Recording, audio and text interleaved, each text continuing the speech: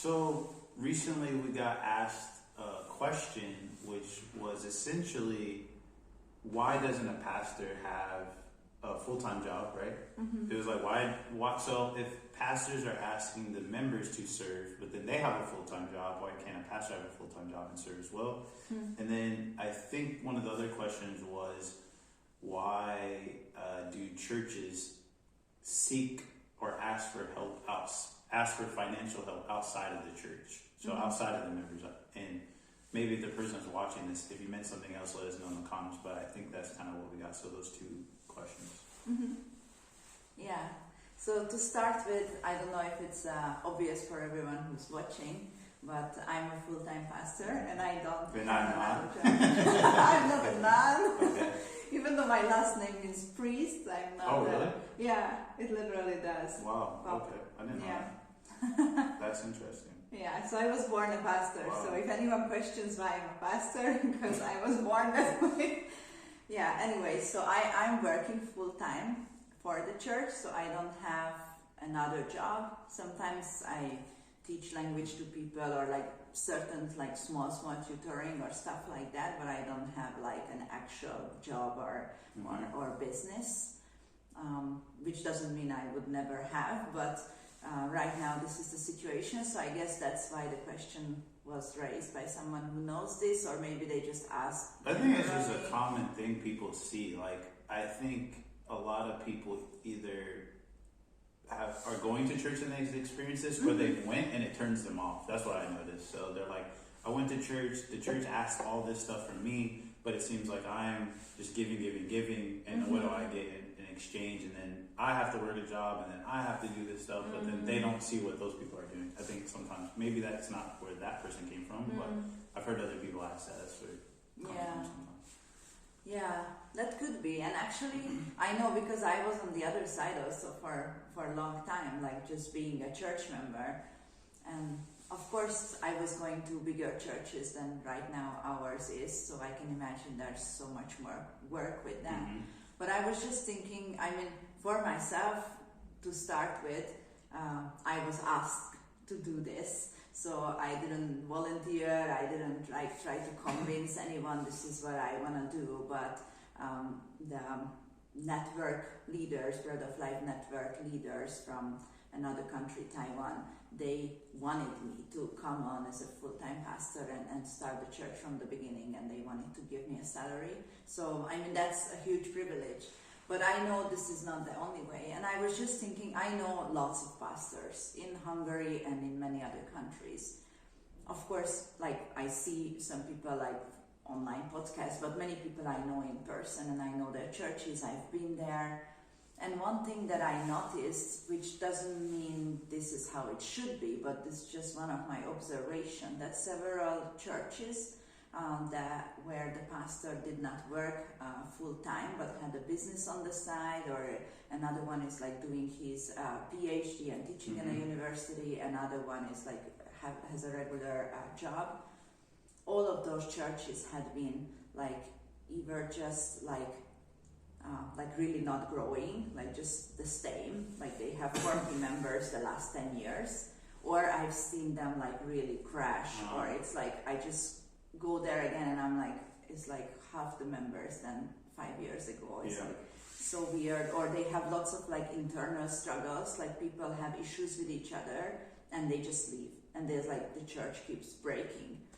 And I didn't like really give a thought in this connection before, but as I was just preparing for this, I'm like, I don't think it like proves that it is wrong what they are doing, but it could be like, I can imagine if you have a job or a business or a PhD, and on the side you're trying to pastor a church, there is quite a limit of how much time and effort you can give to it. So, of course, I mean, most people, what they see about church is Sunday morning, you develop you just share a message and that's it. I mean, that doesn't take forever to prepare, but I know I spend lots of time like understanding people. If they have issues with each other, I want to talk with both of them separately, understand their heart, hear them out, speak to them, counsel them, like pray for them, and then every time by the grace of God there's a reconciliation. There's like no like standing issue at our church at all.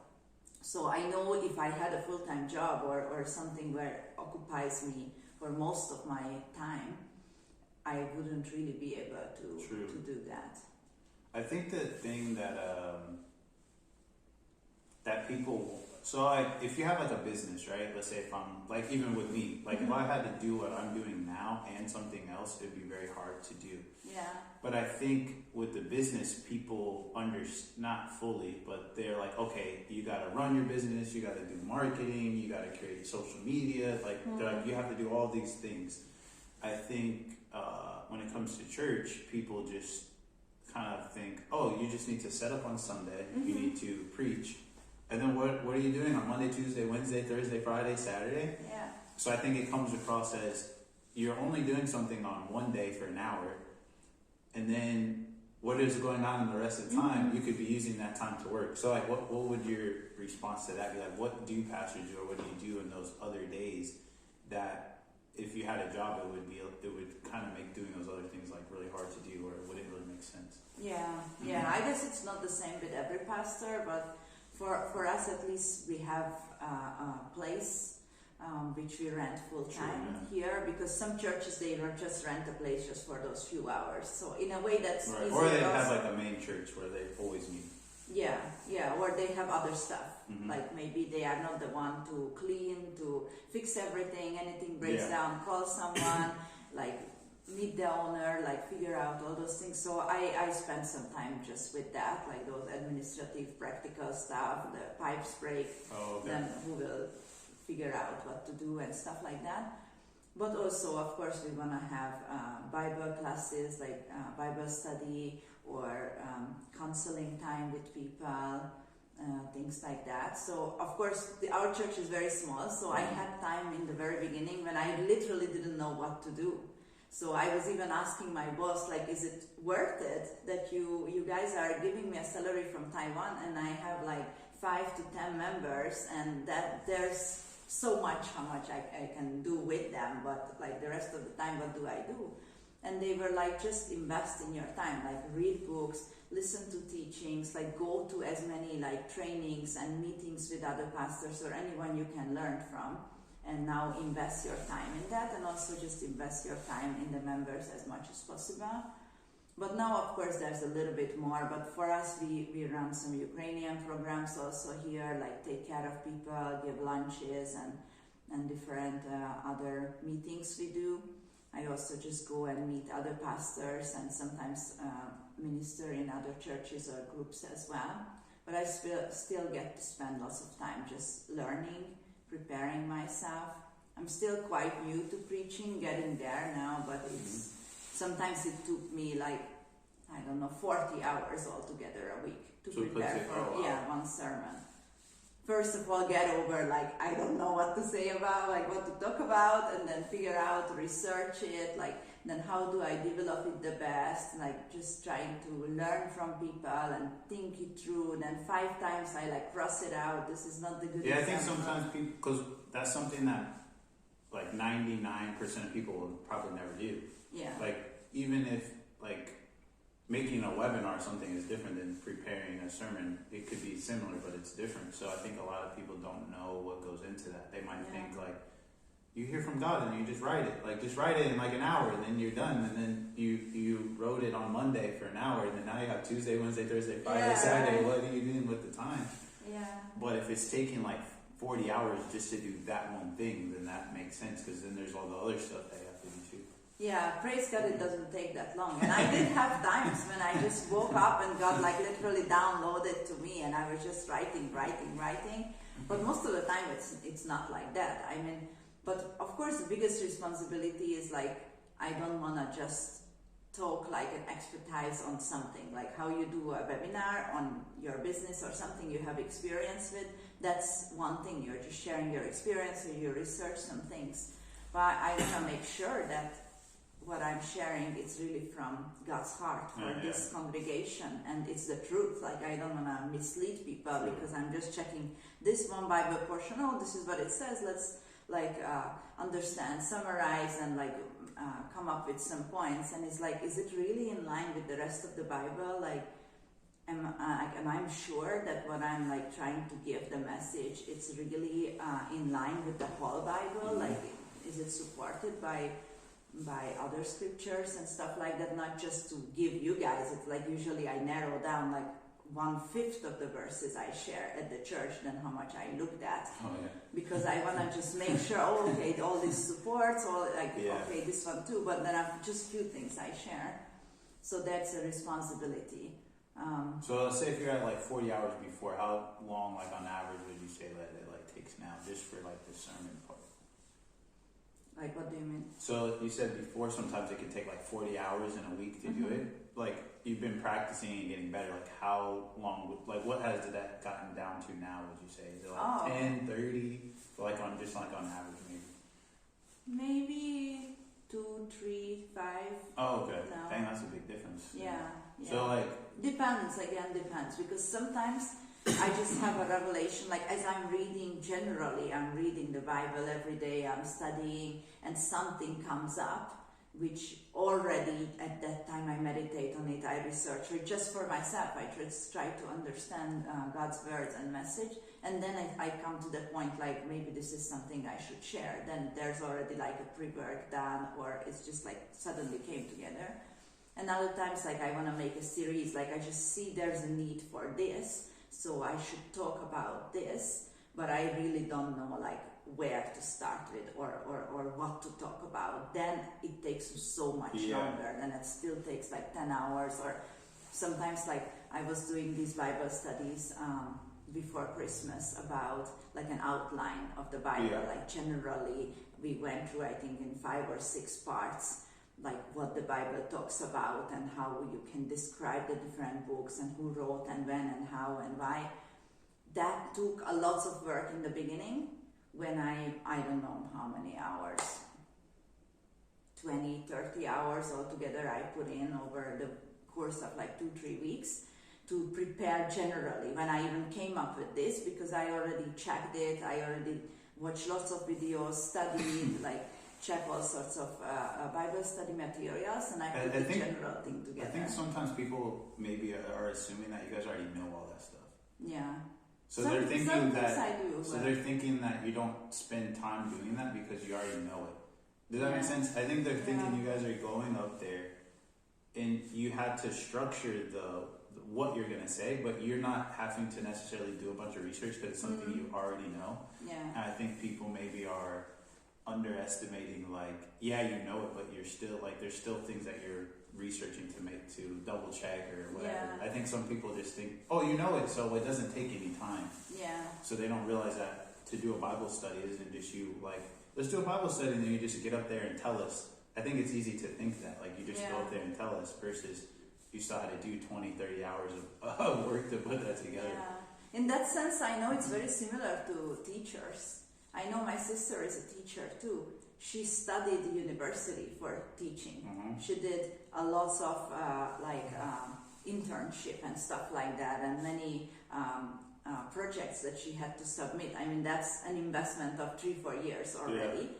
But then also when she started to work as a teacher, the first few months or first like 2 years, she prepared for every single class she needs to give, like so much. She would spend all her evening, every day almost, to come up with some crafts, some illustrations, some tale. I mean, she's a kindergarten teacher, which you think like it's nothing, but she prepared so much. But now she's a kindergarten teacher for 15 years, so she doesn't, like, she prepares once in a week or something like that, because that's something new, or she needs to buy something, but it's all up there already because she has done it so many times. So if I did the same Bible course next year or 2 years ago, of course I would prepare a little bit, but it was not too much.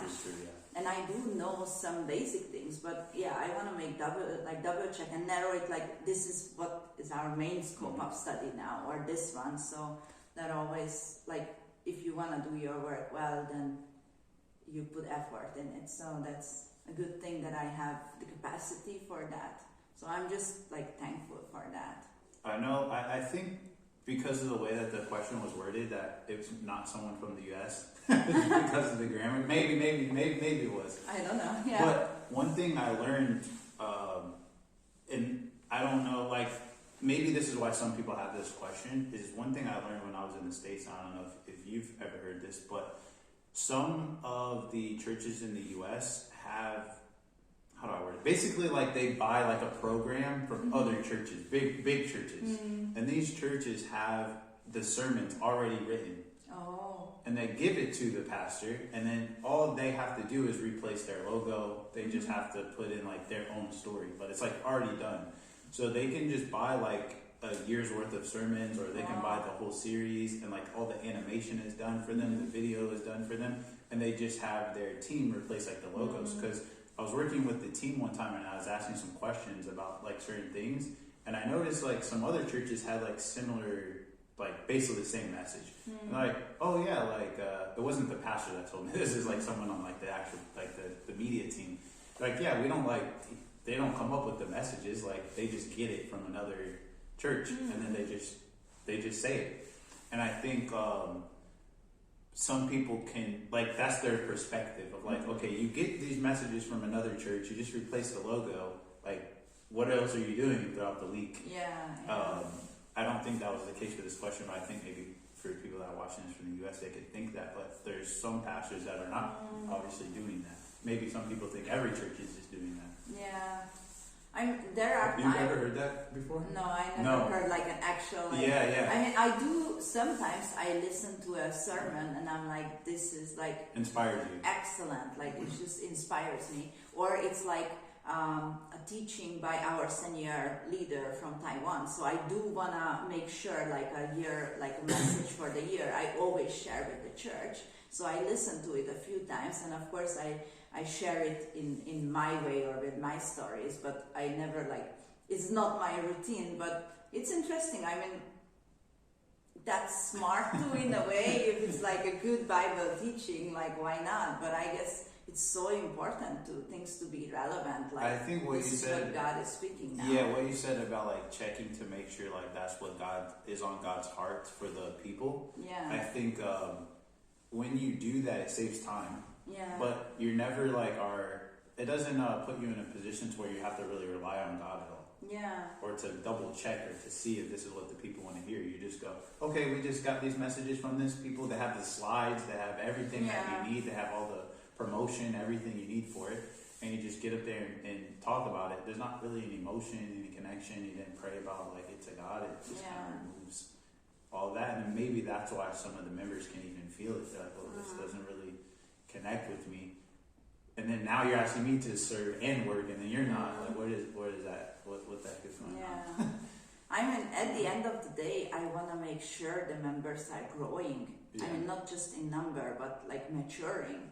So just, I mean, in a way, I mean, when you're feeding also, you just like, you learn like what you need to give to a baby and you just give it. But for me, it's so important that what God is saying right now to this group of people, that's what I would share, not just general truths that can inspire me. For me, it's like that. It can inspire me. It's like, this is what God is telling now. Or just one example, like I'm just learning more about the Bible or certain topics, but when I share, it's like I have all of that in there, but I want to share what I feel is from God now. And I don't know how churches do, if they just copy paste the message. In the US, I think some kind of. I don't know. I mean, are the people growing? Are they walking with God? Are they prospering in life? I mean, we are in no place to check that. It depends. I think it depends. So like it's like, are the people in the US growing more than they are in Hungary? Kind of hard to say because we have so many more people.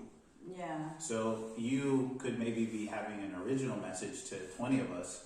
They could be having a generic message to some of those churches I went to have 200 people, 300 people. Yeah. They could have 30 people that are growing, which would be more than everyone here. Yeah. So it's like percentage-wise, maybe not as many, but like some are. But does that make sense? Yeah, so it's like just because they have more people, there might be more people growing. But in general, I think I noticed people starting to sense that in the messages, and they started to leave because there's not really much of an emotional connection. It's just like you start to notice that your friends are going somewhere and like they're doing night at the movies or they're doing like the same sermons, and it's like, well, how is everyone doing the same stuff? And it's just like really watered down and not really like a powerful message. Kind of like you start to pick up on it. Yeah, I think so. And also just the time to invest in people. For me, it's so important. Yeah.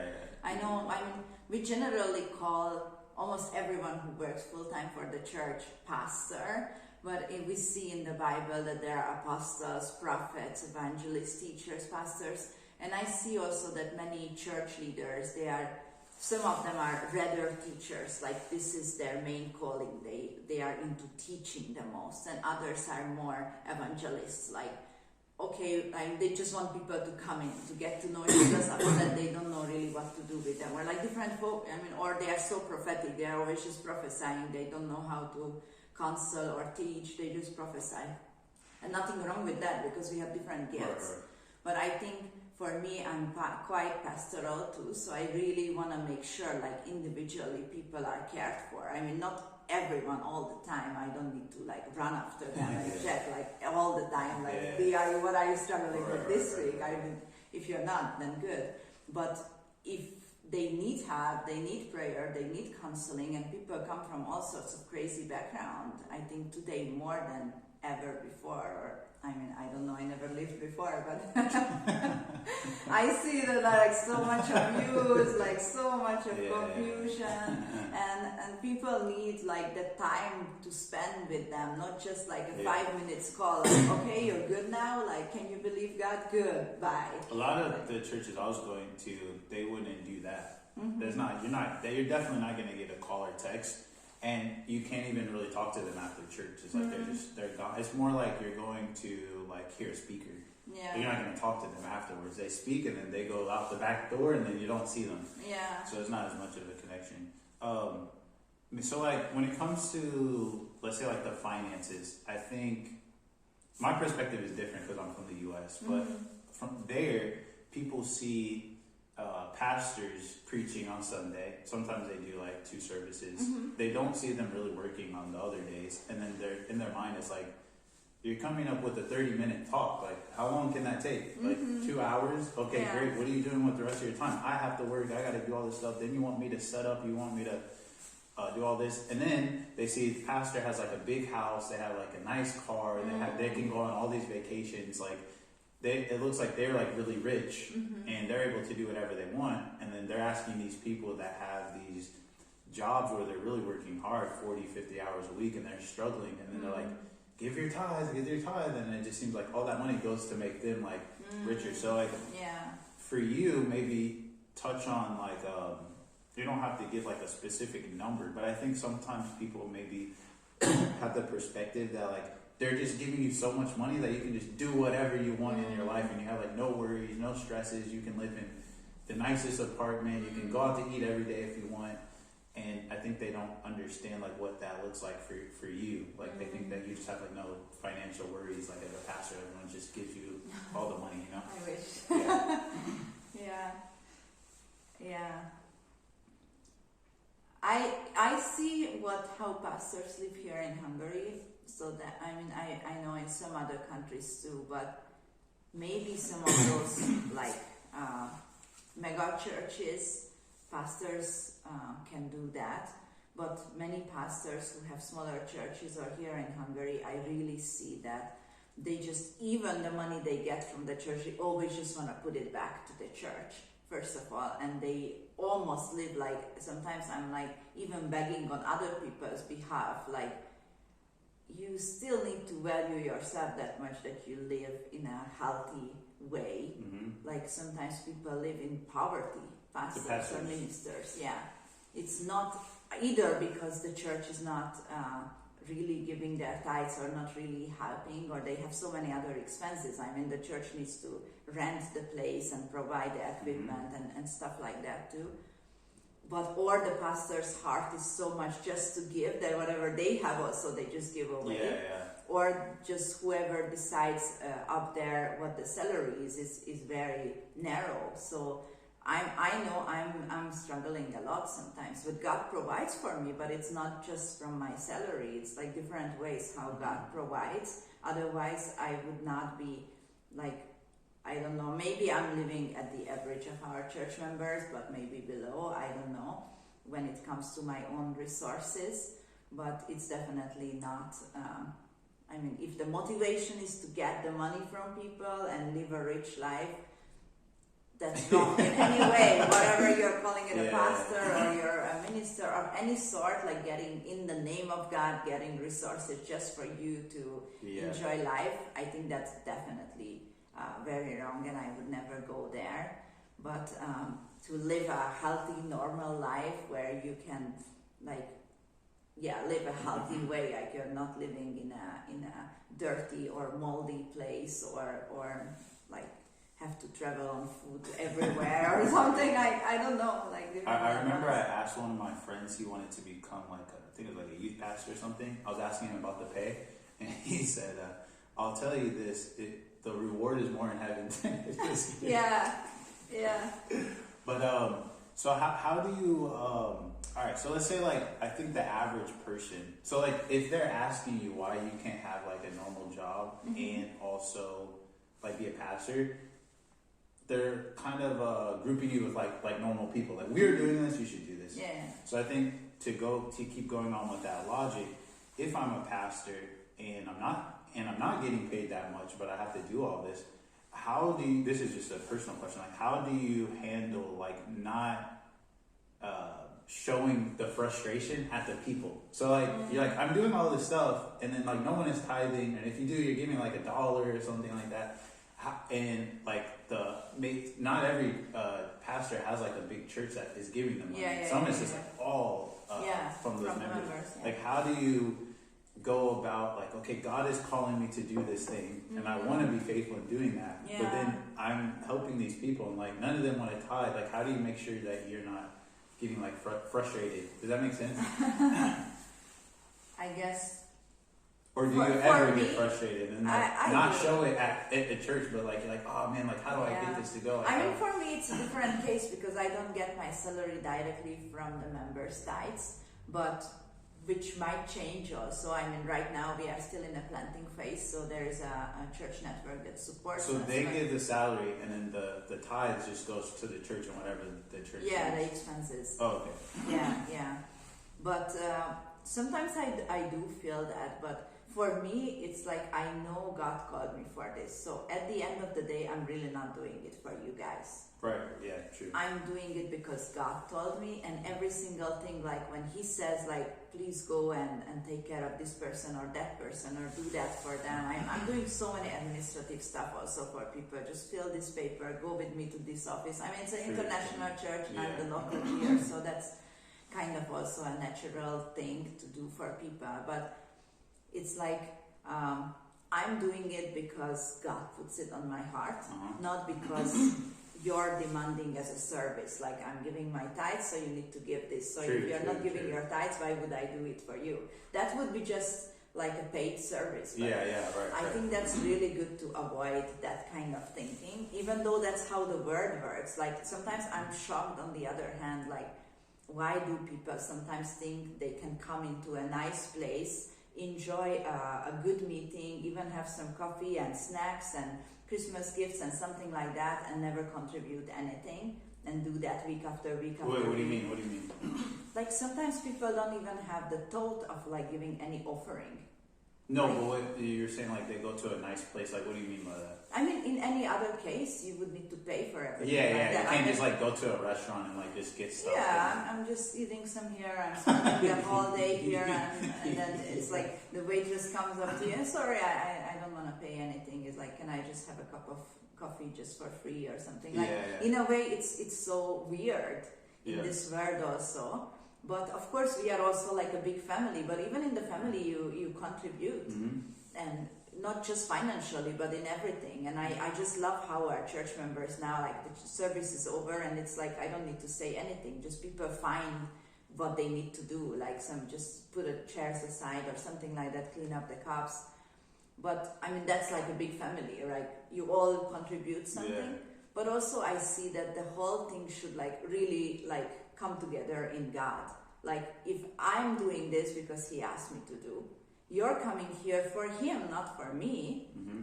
And you're giving your money or your tithes to God because he asked you to. And I'm spending it for the church or for myself in a way that he allows me, because I'm making sure I'm accountable to him, of course, and there are people above me to keep me accountable to.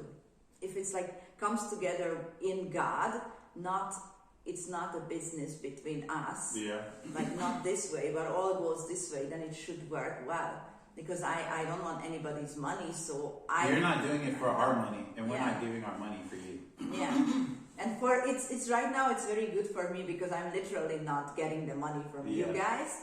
But I know most churches, that's how they work. And I remember there was a friend of mine who just told me once that she's like, every church that has at least 10 adult members should be able to support a pastor full time. And I'm like, how would that be possible? Because that'd be one person giving, like basically like a full salary. Everyone gives the tenth. Yeah. Then 10 into 10 is 100. So then you get an average salary of the members. Yeah. Right? I mean, that if that's all the expenses, of course you need to have a place to meet, but stuff like that.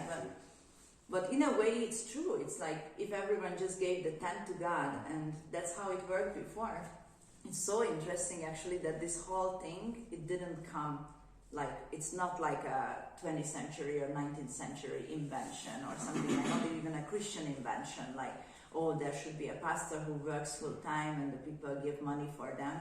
It's like God came up with the idea. There were like 12 tribes in Israel, and he said out of that one, so that's like 1/12, would work full time for God. They should not have fields, they should not have animals, which supplied for most of the other people. They lived on that, but they should live on the sacrifices that people bring to God.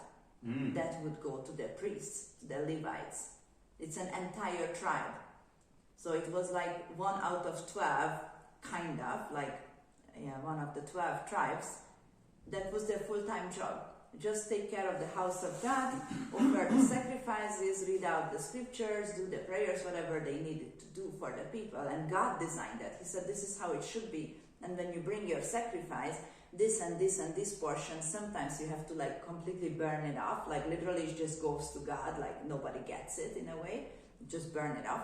But most of it was like they need to give it, and it was like written there, like this is what the high priest could eat from this is what this priest, this is what the Levites, and it was all for as a way to supply for that whole tribe, because that was their work to serve God. So God set up like this kind of system that there would be some people set aside for that, and everyone worships God and everyone has relationships with Him, as that's what we want. And then we know in the New Testament even more we can connect with God directly. Like we don't need now a pastor or a priest to offer the sacrifice on our behalf or something like that. So I know that is done away with. But I think it's an amazing how God like set it up. Like certain people, this is like their main focus, and other people, their main focus is other things. Like if everyone just made coffee, where would we have chairs from? Or then it's good to have like different things that people focus on different stuff. So do you feel like most people are not tithing if they don't, or giving less because they're thinking like they're worried about the pastor and how the church spends the money, or they're just like don't have the faith that, man, if I give this money, like God will provide for me? Does that make sense? Yeah, I mean, I really hope here they don't have the worry that would I spend it or something like that. But maybe not where you spend it, but like I have to work and you don't have to work, so why am I going to give my money? Kind of like the question. To you, yeah. I mean, it could be that some people, that's the way they think, because if it's like in their mind they are giving it to me or to the church, then this is the thing. But I always really want to like have people to like give it to God, and then give the responsibility. Like it's a huge responsibility for pastors also. Like how do I spend the money that people gave to God? I mean, true. If you just give me a gift, it's up to me what I do with that. and you give me the salary, then I do whatever I need to do with that. But if you give your money to God and you offer it like this is to God, then what do I do with that? But I know it's difficult. And I struggle with that too sometimes. I'm like, I'm giving my tenth too. And I'm like, okay, that's a big amount. Like, what could I buy on that money? And especially when you're like really struggling towards the end of the month. And I'm like, if I give my tenth, or for me, I give it in the beginning of the month. Why did I give it? Like, now I would have this much. Or if I give it, like, what will happen to me? Or how can I save up? Or I think now it's very popular also, like, I'll just give it wherever I wanna. Like, oh, I see D struggling, so I wanna give my tenth to D, and next month I'll give it to this orphanage or something like that. What are your thoughts on that? I don't know. We might do a whole different video on that, but I don't wanna judge anyone. I just like try to understand what the Bible says, and I think the general way God described it over and over again in the Bible, it's like the tenth belongs to Him. Like, if it belongs to Him, like, if this is yours, right? So I cannot just give it to someone on the street because I see a homeless person and I want to give this to them. This is yours, like. But I guess the question, so I get what you're saying, but I think the question I've had, and I guess what I've heard other people say is like, if there's a homeless person on the street, why does it matter if I give it to them or if I give it to you for you to give it to them if it's gonna go to them? Yeah, that could be a good point also. I think, that's a good thing. But I think it's more like your obedience and my obedience also. Like, I'm giving to God. Let Him do what He wants to do with that. But of course, besides that, if I want to have this and that person, I can do that. But why would I like override like what God says? Like, why would I be the judge to decide what I do with that, what God asks from me? And what practically the church does, I believe it should not also be up to one person. And as for me, I have other people in Hungary that I discuss, and even my boss in Taiwan, how I spend the money. I always need to ask for certain things, like if I can spend on that. But I guess also in a bigger church, there's a leadership team. It's good for them to decide together also what they see. Like, okay, we really want to invest in that. Like we did for the Ukrainian people. The war broke out. I didn't need to go around and ask everyone, could you please give money so we can have. But we had some money already at the church that people gave to God, and we see right away there's a huge need. We right away could step out and give and provide, and we had a place here so we could bring them in. I was already full-time, so I could work literally 24/7 and sleep here and welcome the people. But if at that time only I'm like raising money for that, it would have been different also, and everyone judging, so this is what I give my 10 to, or I give it to that one. I think in a way it's just like that individualism in what we are like so drawn into now in the West is like, I'm deciding. Yeah, true. And I think because I was asking that to one of my pastor friends when we were traveling, because I'm like, sometimes we're not always going to a church, right? So I'm like, I don't want to be living in, let's say like Colombia, and I haven't found a church yet, but I'm giving to this church in America that I don't go to. But what if I see some family that can't support themselves? The USD is going to go so much farther for them. But also people are like, when we're all coming together, we can do more. So you could give to that homeless person, but if everyone at the church is giving, you can change their lives in a bigger way and make a bigger impact. Yeah. Do you ever get to the point where you're like, so when I was working with like pastors, a lot of them, because the finances were low, they're in this like, I just don't want to just give up on this and like not do this anymore. Like, it's so frustrating. I'm like having to work on these sermons, and then like 2 people show up, and then like now I can't even like afford like my rent or anything like that. Have you ever like got to that point or felt like that? And like, how do you like deal with that? I did. I did. You know that I was really struggling with that also. Like, I don't think you've ever told me that. I know you know that I was really struggling. Like I knew I need to move to another place. Yeah, but I didn't know if you felt like during that time, like, oh, like why? Like I don't want to do like being a pastor. That's what I mean. Oh, okay. Like For outside of the people struggling, where you're like, all right, I gotta move to this thing, like, and I'm in this situation because like I'm being a pastor. I'm not getting paid that much. If I just went and got another job, I would just go get the apartment. Oh, okay. It did cross my mind sometimes because I have 3 university degrees. If I wanted to, I could get a job where I earn 3-4 times more than what I'm earning now. Yeah. But I was not like, how to say, manipulated into this. No one's forcing me to stay here. I could also just leave tomorrow. Yeah. I could just say, this and this person is the pastor, or I don't know, whatever, you guys take care of yourself. Right. It happens all the time. I'll show up on Sunday and that's all. I could. I mean, no one's forcing me to do that. I'm doing it because God convinced me. Yeah. This is what He wants me to do.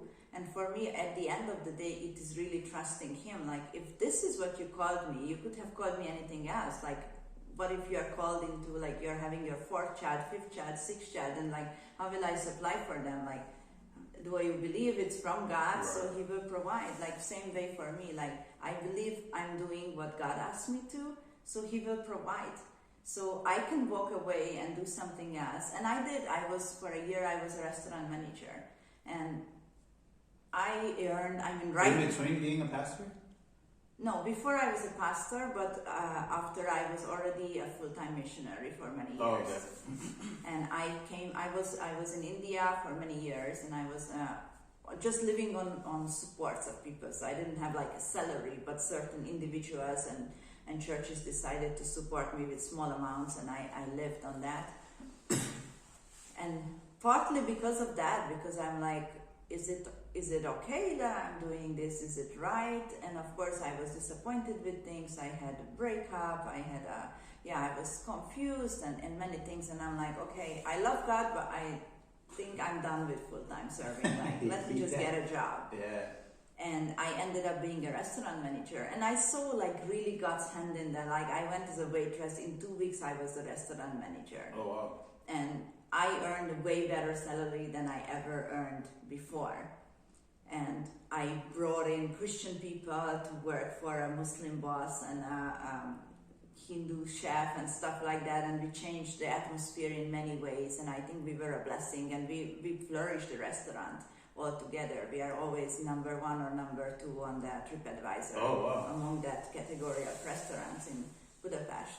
So in a way I was like, okay, like I see, like I'm not like getting into any sin. I'm not like going against God. I'm not speaking against Him. And I even see like His blessing on what I'm doing on as a business, as a job.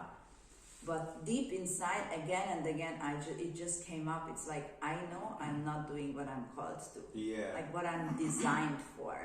I'm doing like a second best. Like, I'm not bad at this. I mean, this is not even my field of studies. I just ended up there because whatever my degrees are from abroad, I couldn't like really use them here. What were your degrees in? I don't know if I... It's a rural development, social work, peace studies. So, I mean, I could find something with that, but the point is, like, I was earning well. I was not doing anything ungodly or nothing. It's like, not like I went against God. Yeah. You're not like selling drugs or something. Yeah, not like that, or not even like, just like, you know, it's like so clear this is not what's meant for you. You're just doing because it gives you a good salary, like whatever. I know many people do that. Yeah. But again and again, it's like I was struggling inside. My relationship with God was like, it had a glass ceiling. Like I just knew I can't like really go further because I was not like really living what He made me for. So I was just like connecting with Him, like just like help me to survive. And I was literally just surviving. I was doing well financially. The business was going well. Yet I was struggling so much in my heart. Like I was just dragging myself. I was always tired. I was like felt so burnout. I didn't know how to connect with people. I was so aimless in life. I had the money. I didn't know what to do with that. And I mean, praise God, I didn't get into anything bad, but it's just was empty. I was empty. And it's not because all restaurant managers should be empty. It's like I was not at the right place. So I actually just saw a short video about something like God created the missionary, and it just like grabbed me, and I was crying for a long time. I'm like, I know God created me for this, to serve Him full time and even go to places where people don't go to learn other languages, to serve other nations. I know what He designed me for that, and to counsel people and things like that. This is what really gives me life. So I'm ready to go back. And at that time, when I went back to full-time ministry, I was not going as a pastor. I went back to live on support and doing it in Hungary. I went to a international mission organization, and I was with them for 4.5 years in Hungary. I mean, taking people on mission trips and just discipling, training them here, like a Bible school. And it was extremely hard. The first 2-3 years, I barely survived financially. I barely. Even though I lived like on a community house, because where we just need to give a little money. I mean, I just had one part of the bunk bed for several years. Wait, one part of the, section of it? Yeah. Oh, okay. Yeah, I mean, that's all. I mean, how much I need to pay for that, and we're all living together, cooking together, everything. Still, I always, like, so often I lagged behind. Like, I'm like, I haven't paid for last month still. Wow. And things like that. And I didn't have, like, anything basically on my own. Like, just the clothes I'm wearing, like, basically nothing else. Yeah. And it was really hard, because also, like, I have to, like, kind of prove to people I'm doing something worth it to be supported, because I lived on yours and yours and yours support. And I think the other thing this is how I feel in those moments, is like when you're in that situation and you're doing ministry, and if you give up, it's kind of like showing the other people, like, like God doesn't exist, or like you don't believe in Him. Yeah. So it's like tricky, because it's like you don't want to give up on that situation because you feel like that's what God is calling you to do. And then also it's like you're preaching every day and talking to people every day. Like, if you just keep believing in God, but then it's like hard for you to do at the same time. Yeah, very true, very true. And so I didn't like just switch jobs. It's not like, okay, I'm going from this salary to that salary, or this employer to that employer. I literally like stepped out into like nothing. It's like leaving a good paying, stable job to like doing what I know I'm called to do, which right now I have no idea how I'll survive. And after a year, I still don't know how I'm surviving. And after 2 years, I still don't know, but God still provides. I still managed, I'm healthy, and I'm okay, but it was really hard for a long time. So I think that's the most important. Like, if God called you to lead a church or do any other like full-time ministry, which I believe everyone is, if they do what God called them to do, it's the full-time ministry. Like, it's serving God with what He gave you, all the talents. Yeah. I think that's the point. But if that is something which is not a general earning job, then still stepping out, whether you get a salary for it or you don't know how you're gonna live it, or people will support you, or you just literally have no idea. I think it's so important to just like do that, to be able to step out for that. I mean, maybe at once, maybe gradually, I don't know. But if that's why a pastor is serving God, because they are convinced God called them, and if they tomorrow take the salary from them, they would still do it, or find any way because they know this is what they called to, everything else is empty and useless, then I think it's really worth it. And I would myself want to support, and I supported so many people also before, because, and even now I support people when I know they step out into something that they know God called them to, and they don't have the financial need. I think most people just don't know what that's like. Most average person going to church or not, they have either given up on what God called them to do, or they never even tried to do it. So they might have been in situations where they don't have money, but they don't know what it feels like to be called to do something, not having the means to do it, but not wanting to give up because you know that's what God called you to do. So I think it's hard for people to understand that and it just comes across like, oh, I'm just giving you my hard-earned money. But I think the people that know what it's like to go through something like that don't mind supporting other people, because they're like, you're trying to do something that God called you to do. I know what that feels like, so I want to help you through this time. Yeah. So it's not about like, I'm giving it to you because I have to. It's like, this is what God's called me to do. Yeah. And no matter what you do with it, like, I just feel like this is the right thing to do.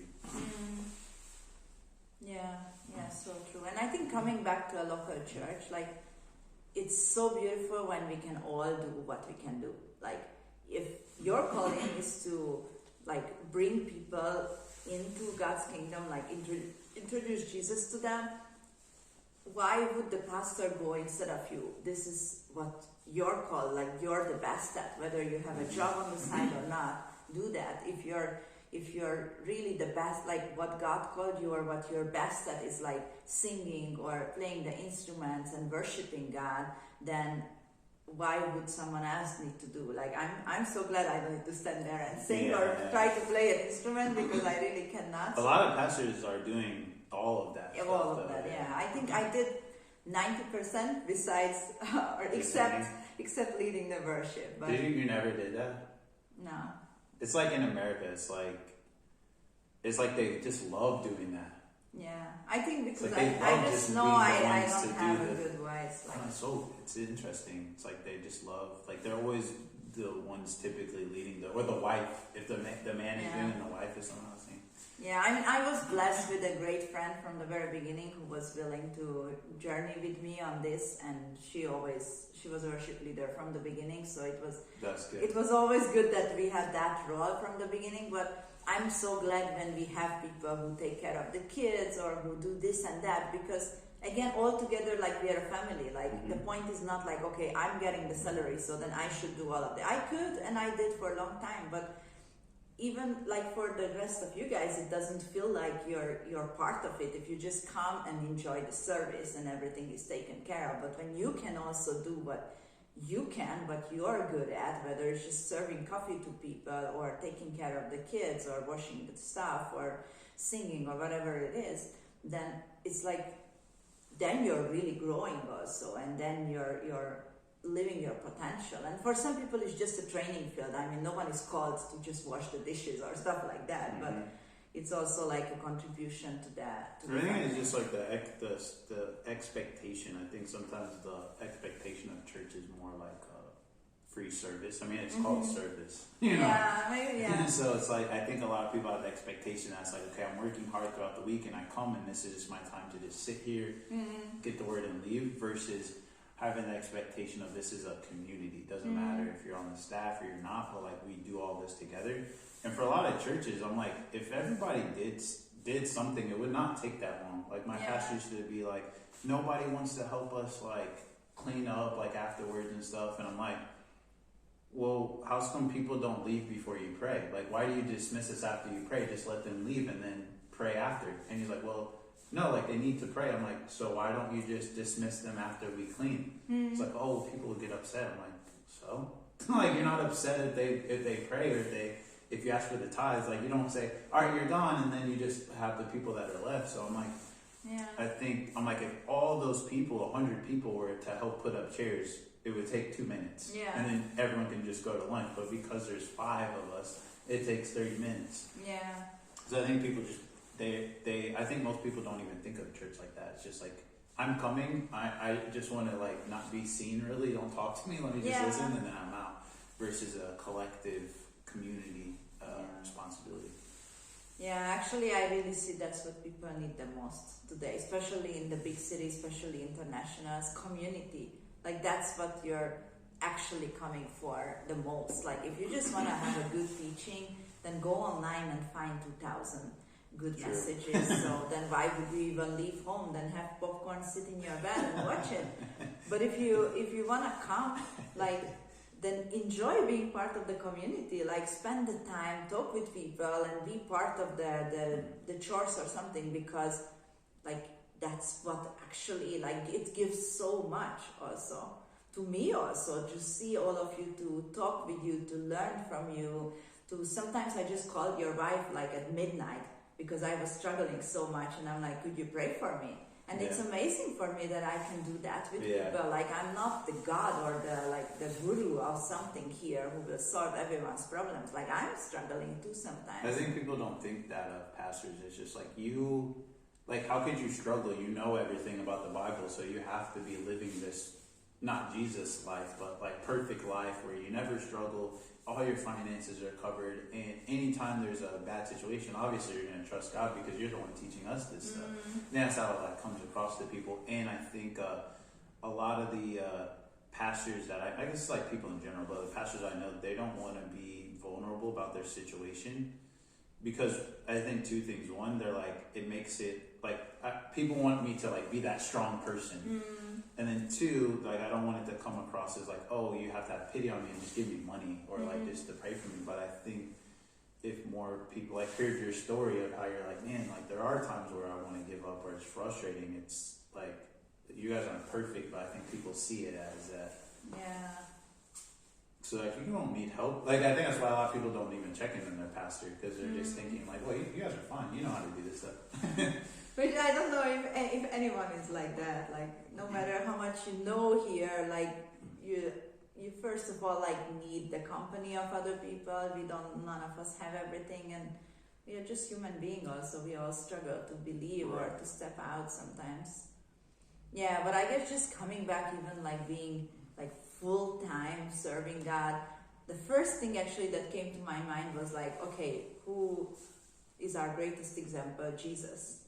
Did Jesus have a salary or did Jesus have a job? I don't know. That was a very interesting question because he grew up he was a carpenter. As a carpenter. Was he why he was? But we never ever read that once he started the ministry, he ever did any kind of carpentry. He was doing it and then he was like, this isn't my calling. He could do something else. Like, wait a moment, John said something else. I guess I should get baptized. No, but I see that God called him he grew up like in everyone else. He learned the occupation of his father and he was working in the business, but then he left it and then he just lived on people supporting and inviting him. Staying at people's houses and even the Last Supper, it's like, it wasn't like, hey, come to my house. It's like, well, ask them if we can. Yeah. But we see, and then he called his disciples also full time.